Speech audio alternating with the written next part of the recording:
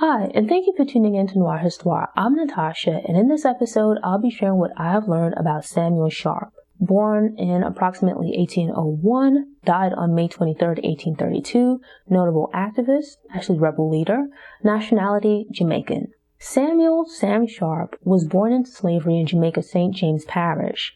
As with many other enslaved people, the details of his early life are unclear or unknown. It's believed that he was born in or around 1801. He was a first-generation Jamaican, with his parents having been kidnapped and transported from Africa to Jamaica within about a decade before his birth.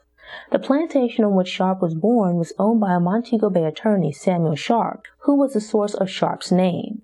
In America and some other slaveholding territories, enslaved people were mostly prohibited from learning to read or write. However, given the prevalence of absentee plantation owners in Jamaica, some free and enslaved people were educated as a means of assisting with plantation and community tasks. Others received an education as a result of their and/or their owners' involvement with the Baptist Church. The British also allowed enslaved people to organize religious gatherings. Factions of the British Baptist movement were promoting the idea of abolition, and some missionaries helped to spread the message through Jamaica. As a young man, Sharpe was baptized and became a member of the Baptist faith. He learned to read and write and gained further knowledge from books and newspapers. When Sharpe became a deacon, he used his pulpit to preach against the inhumanity of slavery. He referred to passages from the New Testament that spoke of freedom through Jesus Christ. Traveling with his literacy and fiery sermons, Sharpe became a well-respected member of Montego Bay's enslaved community. Despite his youth, Sharpe was referred to by some as Daddy Sharpe in recognition of his wisdom and leadership. Reading local and important British newspapers, Sharpe learned about abolitionist developments in England. He mistakenly came to believe that slavery had already been abolished by Parliament, but local slaveholders were keeping it a secret. Sharpe developed and began to spread a plan aimed at forcing slave owners to change conditions on the island. A pacifist, Sharpe planned to stage a nonviolent rebellion in the form of a work stoppage. Sugarcane was a major crop for Jamaica, and the high point of the season was around the holidays. If the cane was not cut in time, it could result in failed crops. Thus, the plan was that during the 1831 Christmas holidays, enslaved people would refuse to work unless slave owners agreed to improve treatment of the enslaved and to pay for labor on what should have been a day off. Participants in the planned strike were made to swear an oath of loyalty. The early oaths were administered by Sharpe, but others carried out the oaths as the plan spread to other parishes. While Sharpe was a leader in planning the rebellion, its actual activity was more decentralized. Sharpe put in place leaders on individual plantations in hopes of avoiding large-scale attacks and captures by the British. The British learned of the rebellion and dispatched troops to St. James Parish and warships to within shooting distance of Montego Bay's coast.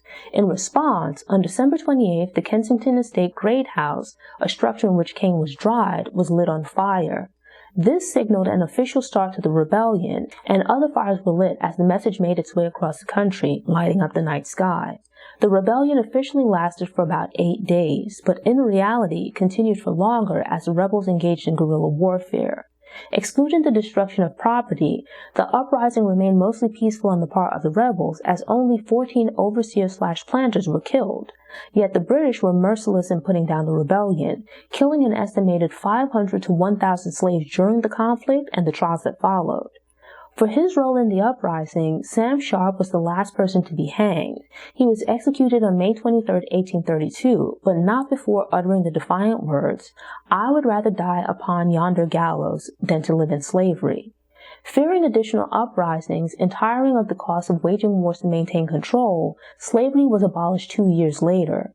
Slavery was replaced with an apprenticeship system that was itself repealed in 1838. The identity of Sharpe's parents has been lost to time, but he was survived by his mother and predeceased by his father. It's also known that Sharpe had a brother, William, with whom he had a relationship as an adult, as Sharpe's brother accompanied him to turn himself in. Sharpe was married, though his wife was owned by someone else and lived on another plantation. Their marriage produced at least one daughter who married and had a child within a few years of his death. Samuel Sharpe is now recognized as one of Jamaica's national heroes and is memorialized on the country's $50 bill. Thanks for tuning in. Show notes and sources are available on the Noir Histoire website via the link in the episode description. I'm working on creating downloadables and infographics, so keep an eye on the website. These Black History Facts are released every Wednesday, so if you enjoyed this episode and want more, subscribe to the channel, click the notification bell, and check out my Black History Facts playlist.